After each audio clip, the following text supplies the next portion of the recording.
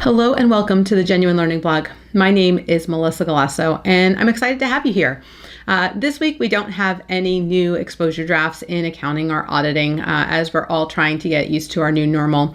But that's not to say there hasn't been a lot of activity in accounting and auditing. So what we're going to do is just take a look at some of the news stories that have come out over the last week and some of the things that you need to be aware of, especially in the light of COVID-19. So first and foremost, I mentioned earlier that there was, in the prior blog last week, that there was administrative relief for those entities that were receiving uniform guidance or receiving federal assistance specifically related to COVID-19. In this week's blog, we are expanding that guidance to be anyone who has been affected by a loss of operational capacity. So again, similar administrative relief here that's going to really help those entities that maybe can't be present, can't get to their location, can't access certain files. We're going to see some administrative relief. So awarding agencies are now allowed to allow these grantees an additional 3 months beyond the normal due date. So not quite as much as those who are actually working on COVID-19, but allowing them a delay here or be able to continue to draw down funds without necessarily submitting the report. Because as we know, for those June 30, 19 year ends, they're due by 3/31. And so in this scenario, for those entities who can't get their auditor out there, who can't wrap up this audit, we are going to allow financial reports, performance reports, as well as our single audit deadline. So in their capacity as either a cognizant or oversight activity, if they haven't filed their single audits as of March 19th, then if they were due on June 30, they're going to allow 6 months beyond the normal due date. So we have our typical reporting, and then we have our single audit. There's no action needed by the awarding agency, and it does not require individuals to seek approval. However, there should be documentation of the reason why they need this delay, and they would still qualify as a low-risk auditee. This would not be deemed to be a late filing. There are a bunch of other benefits. We covered a lot of them last week on the blog. They're similar for these, but again, they're not exactly the same. But flexibility with SAM registration, flexibility with application deadlines, waivers for notices of funding opportunities, no cost extensions, abbreviated non-competitive continuation requests, allowability of salaries and other projects, allowability of costs not normally chargeable. So with cancellations of conferences and airlines and things like that, they've actually given some nice guidance there. Prior approval requirement waivers, procurement requirement waivers. They've kind of lightened up on some of the requirements for using minority businesses, extension of currently approved indirect costs, and the extension of closeout. So these are some of the additional benefits that even if you're not receiving COVID-19 funding, if you receive federal funding but are now operationally impacted, this would then apply to you.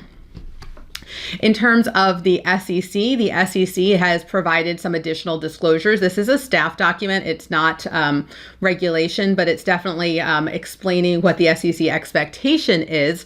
So it encourages still timely reporting, but understands that may be difficult, but does provide considerations for potential disclosures for COVID. So if you look here, they give a really nice list of potential disclosures and things to consider when you're writing disclosures in this time period, and then obviously reminds them that they can't trade on this information. The AICPA has come out and provided some nice guidance. They are doing webinars on COVID and in particular addressing concerns regarding inventory observations, especially for our 3/31 year ends. If you can't physically get out to the client, how can you do a audit and not observe the inventory? So they actually have a Journal of Accountancy article that kind of summarizes this, but if you are impacted by this, I highly recommend that you catch one of these free webinars by the AICPA. But they talk about rolling back and rolling forward, right? So you can try to recreate the paper trail. Video observation, right? So a lot of my courses this week have all gone from being live classes to being virtual classes. And we have the capabilities with video now to do a lot of this. So they talk about some of the considerations that we need to think of and some of the controls we might have to put in place to make sure that we're getting an accurate observation, but they do permit that. And obviously you can always go with a scope limitation, but obviously that would not be our primary. Our goal is to see if we can do this audit without having to do it. GASB has announced that they're going to issue an exposure draft to potentially delay, they're adding a project to delay any big standards here, all statements and implementation guide provisions that have an effective date that begin on or after reporting periods beginning after June 15, 2018. So the big two here are the GASB 84 fiduciary activities and GASB 87 leases, along with their related implementation guide. So the goal here is to issue something in April so that it can be effective in May, really trying to help out those entities as they go through this. So we'll see how this one works out, but we obviously are more concerned with people's health and safety than we are with trying to implement standards right now and getting into our new normal, and not everyone necessarily having the technology and the capability and recognizing that and trying to make sure that we're focusing on what's really important right now. FASB was involved with the new TDR guidance. So there was an intra-agency statement, came from the Fed and several others, providing guidance to financial institutions who are working with borrowers affected by COVID-19. We've all been instructed that if you have been negatively impacted by COVID-19 to call your bank and see if they'll give you an extension on your mortgage or waive penalties and interest for a period of time, etc.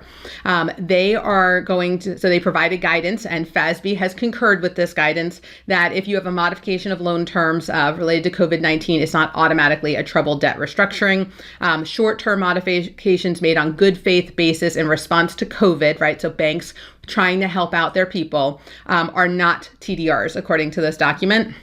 That includes short-term modifications, payment deferral, fee waivers, extensions, and other delays that are insignificant.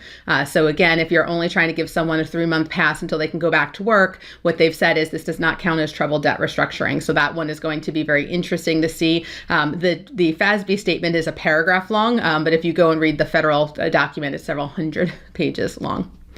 So as you can see here, AICPA, OMB, FASB, GASB, everyone has been involved in trying to address COVID. We will keep you up to date on what's coming down the pike. We do know that we're expecting some more information. Obviously, we're waiting for the president to sign a bill related to relief. In there, there's a proposal to delay CECL legislatively, not through FASB. And so we're going to be interested. We're going to keep watching how this plays out, and I just will keep you informed. And if we do get any new proposals or standards, I'll also work on those. So thank you guys so much for joining me. And thank you for being on this Genuine Learning blog. And I hope to see you on a future blog. Have a great day, guys. Bye-bye.